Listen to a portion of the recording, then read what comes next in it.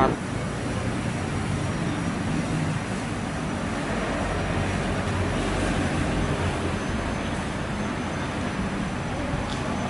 Jadi memang karena kecenderungan akhir-akhir ini itu kan kasus COVID meningkat sangat cukup tinggi dibandingkan dengan yang lain. Jadi kita kendala mau masukkan ke ruang isolasi juga ruang isolasinya penuh. Kemudian kita berusaha untuk merujuk ke rumah sakit lain juga rumah sakit rujukan juga pada penuh gitu. Kondisi yang sama dengan ketika akhir tahun November Desember itu seperti itu juga. Nah, sehingga di satu pihak kalau kita minta pasiennya pulang juga dia secara klinis kondisinya memang membutuhkan untuk ada penanganan khusus sehingga karena tidak ada tempat yang harus digunakan untuk melayani sementara kita ingin melayani dan pasien memang harus betul-betul ditangani sehingga kita mendirikan tenda itu untuk transit sementara sampai dia mendapatkan ruangan di ruang isolasi. Kapasitas sebenarnya kita ada ruang isolasi umum 29, kemudian ICU-nya 5 dan isolasi yang untuk bayi 2 nih. Tapi karena memang full sementara pasien akhirnya menunggu di tenda itu. Untuk tenda kapasitas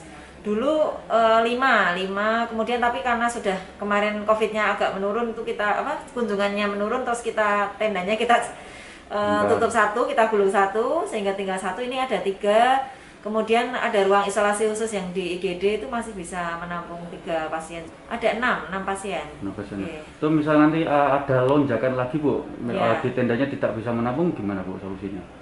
Ya itu harapan kita kepada pemerintah. Kemarin sudah koordinasi rapat di level dinas kabupaten untuk kita mendirikan ada isolasi terpusat ya. Ruang isolasi terpusat apakah nanti bentuknya rumah sakit darurat atau hanya sekedar isolasi terpusat yang disediakan oleh pemerintah kabupaten. Harapan kita bisa seperti di kota-kota yang lain gitu. Cuma ya ini kemarin kita konfirmasi ke dinas kesehatan juga artinya belum bisa untuk didirikan. Jadi ya kita juga yaitu kebijakan dari pemerintah ya sangat kita harapkan bagaimana untuk mengantisipasi ini. Selain juga dari masyarakat kita mohon agar juga lebih hati-hati lagi dalam menerapkan protokol kesehatan agar lebih patuh lagi supaya kasusnya juga tidak terus bertambah sehingga kapasitas pelayanan itu masih bisa melayani sehingga tidak semakin banyak orang yang sakit dan semakin banyak orang yang terlindungi.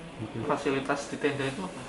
Untuk fasilitas di tenda sebenarnya seperti fasilitas rawat inap yang lain kita berikan ya, di sana ada bedside, kemudian oksigen juga kita berikan ya, infus, kemudian juga ini juga artinya fasilitas yang dan perawat juga monitor juga untuk pasien-pasien yang di situ. Sesuai standar ini penanganan COVID ya. Penanganan medis juga artinya apa yang dibutuhkan pasien sudah kita sediakan. Tapi ya memang hanya ruangannya saja memang ya terbatas seperti itu. Tepatnya itu mulai penuh kapan, terus tendanya berdiri kapan? Kalau tenda itu sudah kita didirikan itu Pak awal Desember, akhir November sampai awal Desember itulah. Awal Desember, gitu. Dan itu Desember di Januari itu memang masih kita gunakan juga. Ya, tapi kemudian ini ya kita pakai lagi. Seminggu terakhir? Untuk ininya toh, tendanya ini ya seminggu ini ya dalam 2 minggu ini ya. Jangan lupa follow, like, dan subscribe sosial media Tribun Jateng.